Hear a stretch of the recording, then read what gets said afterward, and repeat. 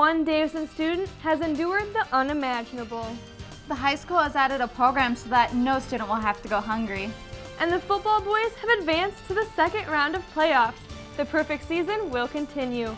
All this and more, your Tuesday edition of DTV News starts right now.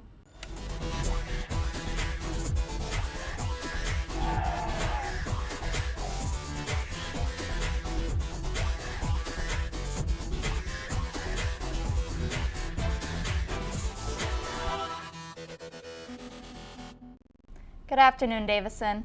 1 out of every 3 teens will be in an abusive relationship, and it can be closer to home than you would think. I'm Alicia Paxton. And I'm Jordan Bruns. That's right, Alicia. One Davidson teen has survived the abuse of her boyfriend and overcome the overpowering actions that broke her spirit. Alicia and Bailey Talaska have the story. He just kept hitting me and hitting me and hitting me. It finally came to the point where I couldn't even feel it anymore. Just like most high school relationships go, Madison and her boyfriend met in this exact classroom Madison's sophomore year. And in the beginning, everything seemed to be smooth sailing.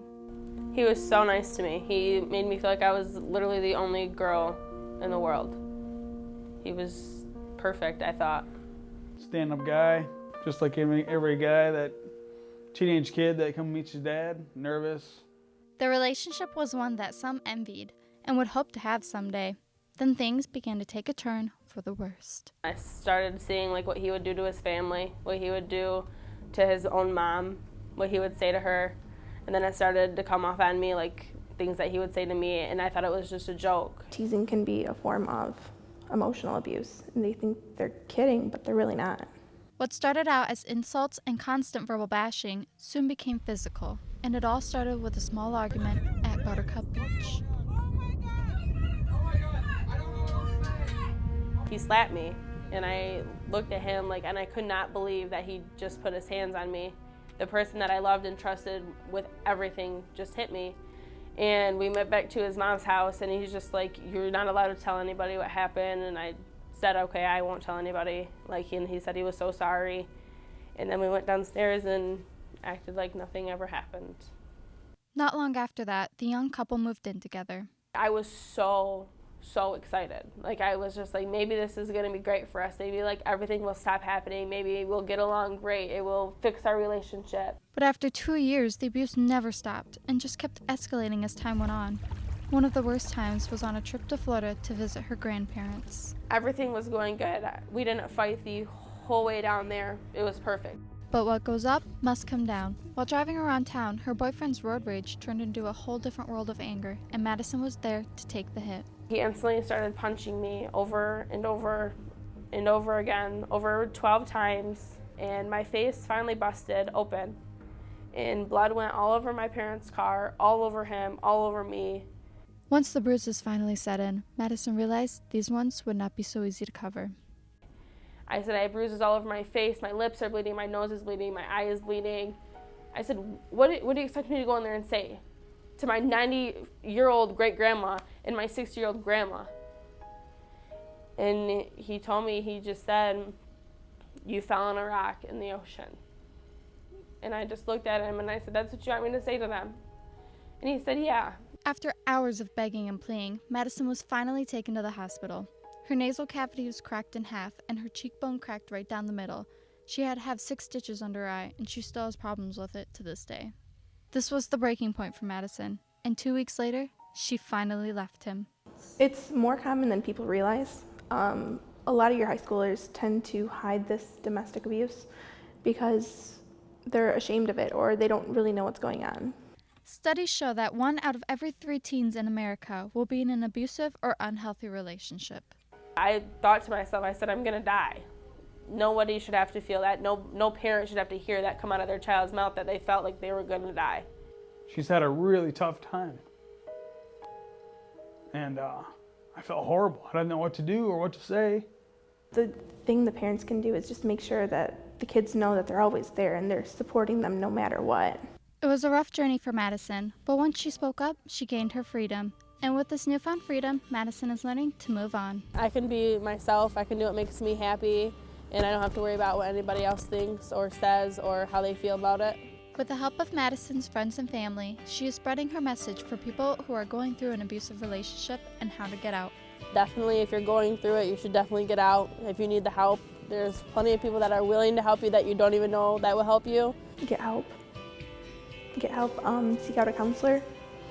It's the best thing you can do. Talk to your family, talk to your friends. Don't shut them out.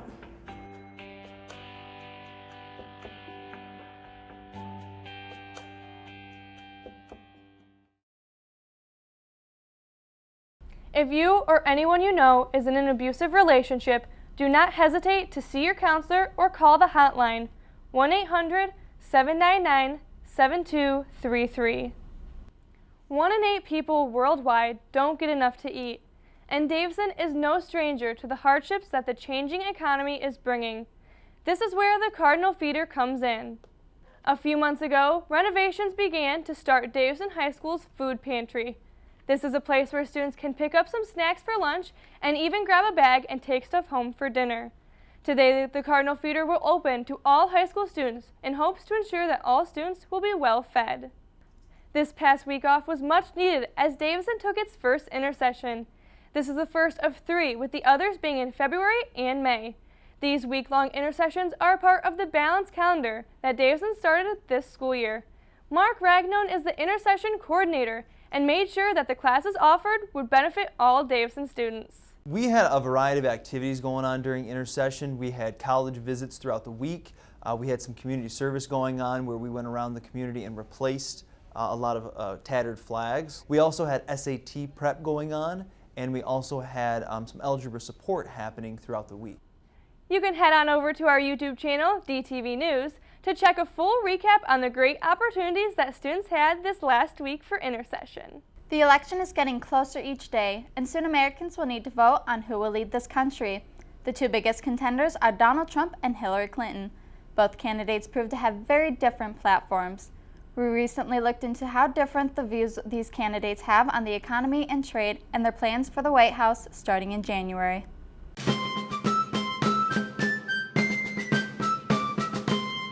The bottom line is this. I'm running for president to build an economy that works for everyone, not just those at the top. A victory for the wage earner, the factory worker. Remember this, a big, big victory for the factory worker. They haven't had those victories for a long time. Donald Trump's platform on economy will boost growth to 3.5% per year on average, with potential to reach 4% growth. He will also create a dynamic, booming economy that will create 25 million new jobs over the next decade. Hillary's views on economics will restore basic fairness to our tax code. She will ensure that the wealthiest Americans do not pay lower taxes than middle-class families. She will also close corporate and Wall Street tax loopholes and invest in making a better America. Trump also has a 7-point plan in place for trade. Some of these include withdraw from the Trans-Pacific Partnership, which has not yet been ratified. He will also appoint tough and smart trade negotiation skills to fight on behalf of American workers. He will also direct the Secretary of Commerce to identify every violation of the trade agreement. Her views on trade will support the reauthorization of the Export-Import Bank. She opposes the Trans-Pacific Partnership and supports trade agreements that will raise wages and increase prosperity to the American people. Jordan Bruns, DTV News. For more coverage on the election, head on over to dtvnews.org and stop at the Davison Decision tab for any of our other stories to help you make the best decision on November 8th. DHS has a very special night coming soon. It is called the College Spotlight. Anyone can come, and there will be 25 colleges and military branches for you to visit with. This event is on November 9th from 4:30 to 6:30, and all students are welcome to come. Feel free to come and check it out.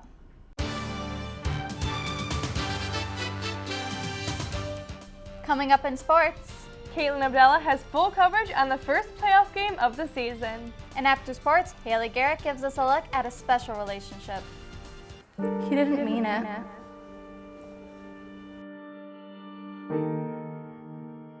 It was my fault. I should have watched my mouth. He didn't mean that. He did. I shouldn't have provoked him. Stop. It's not your fault.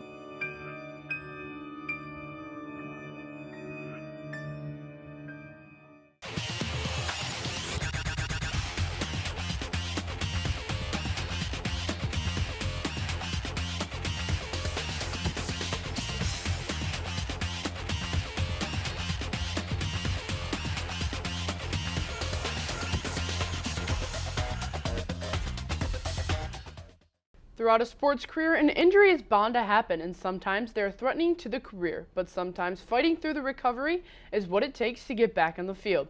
I'm Caitlin Abdallah. In the final game of the season of 2015, a prime player for the varsity football team came to a sudden halt. This season, I kept up with him to find out just why he wanted to get back on the field. McRoll to throw it. It's got him down the slot. Turned him around. That's Tomczak.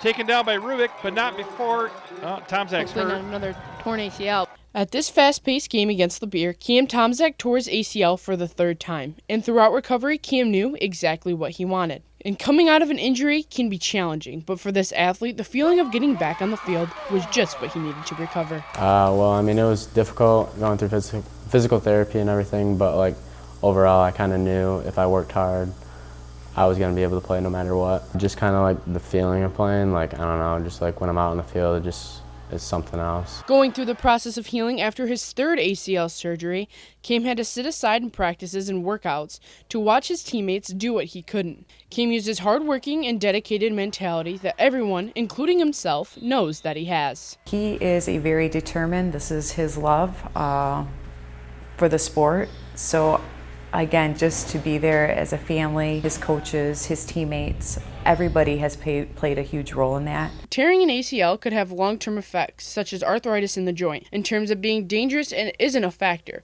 But in the mind of a student athlete and a mother, could it be a bad idea to play again and risk another major injury? I just had my mindset, there was nothing that was going to tell me it was a bad idea. I just wanted to play. Nothing really kind of will hold me back unless I'm physically not able to play. As a mom, you're always cautious on, if it were to happen again. And I think if he were to say, I'm done, then that's how I would support him to say, you know what, that's it.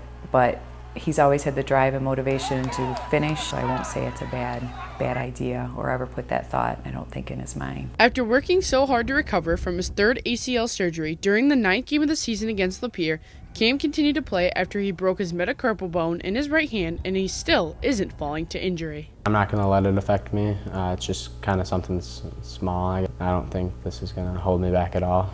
110% every time I step on the field. Got to play like it's the last time I step on the field. Caitlin Abdallah, DTV Sports. Cam is one of those hardcore players that stick to the game no matter what stands in their way.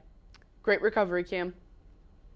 While on the topic of football, the first round of playoffs against Grand Blanc was a breeze for the football boys, and I'm ready to take you through it.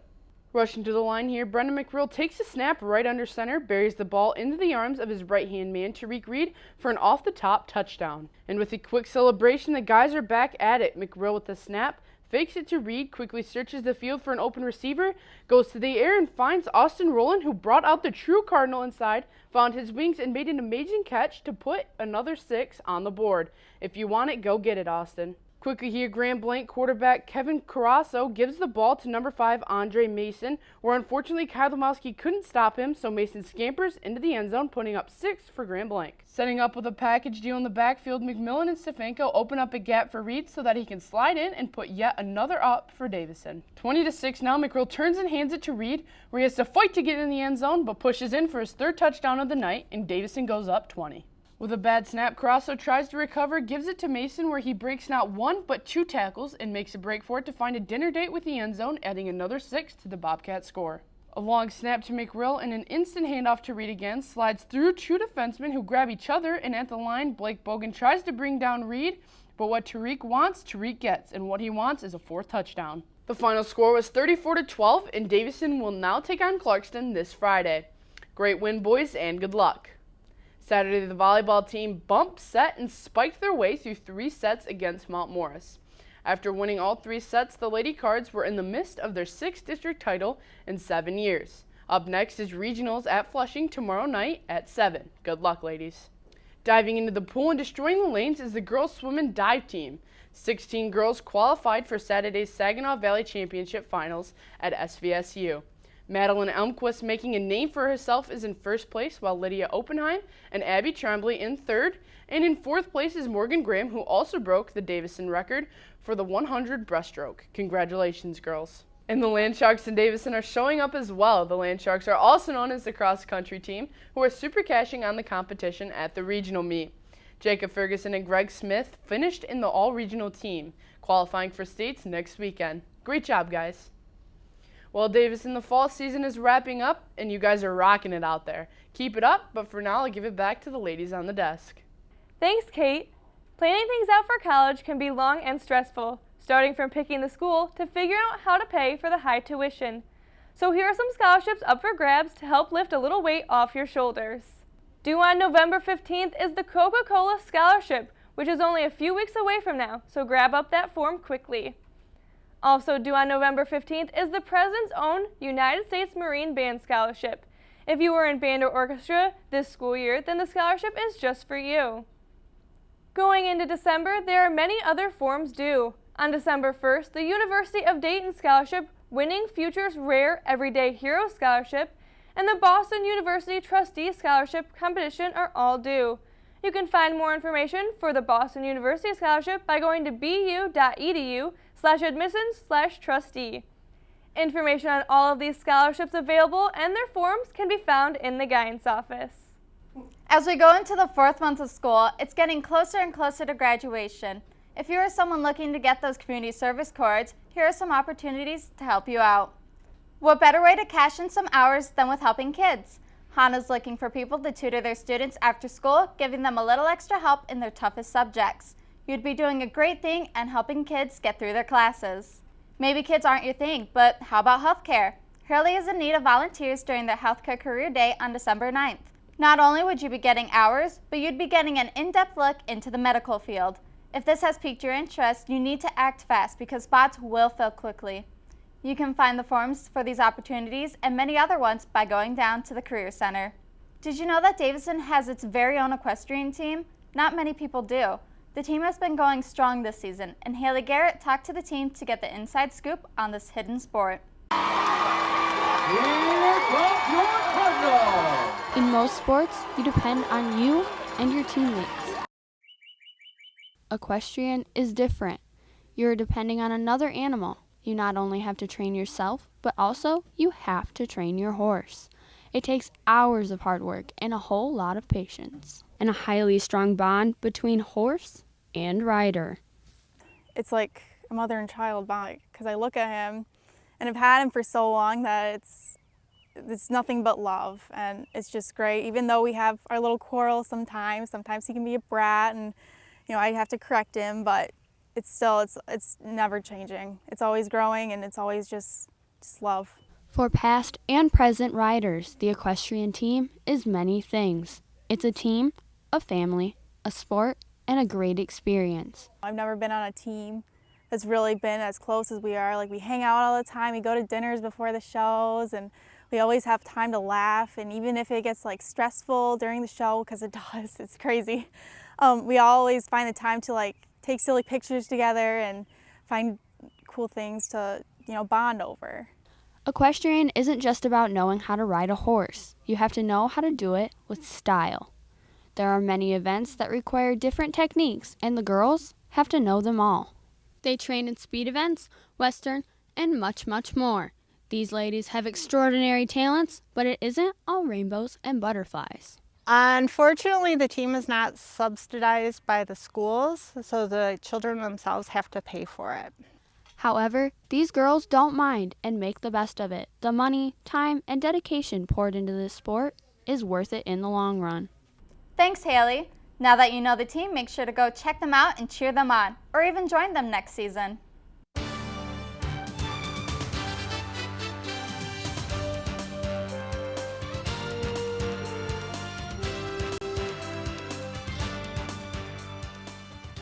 Coming up tomorrow, we have a story on a wrestling legend, Father Time, who has overcome all odds and inspired many. We are following everything going on in the news, starting from the election, the football team, and the crisis going on in Flint. You can too by following us on Twitter at DTV_official. Missed anything from today's newscast? Do you want to rewatch the equestrian story or any other story we have aired in the past? Well, you can do so by going to our website, dtvnews.org, and clicking on Watch Now. So we just got out of our first Intersession. You know, that week off was much needed, and I already am counting the days until the February Intersession. While we were off, the athletes in Davison didn't stop. And today we've got a staff shout out from Mr. Bell. Thanks for explaining math in a way that is easy to understand. I'm Caitlin Abdella alongside Alicia Paxton and Jordan Bruns. Have a great day.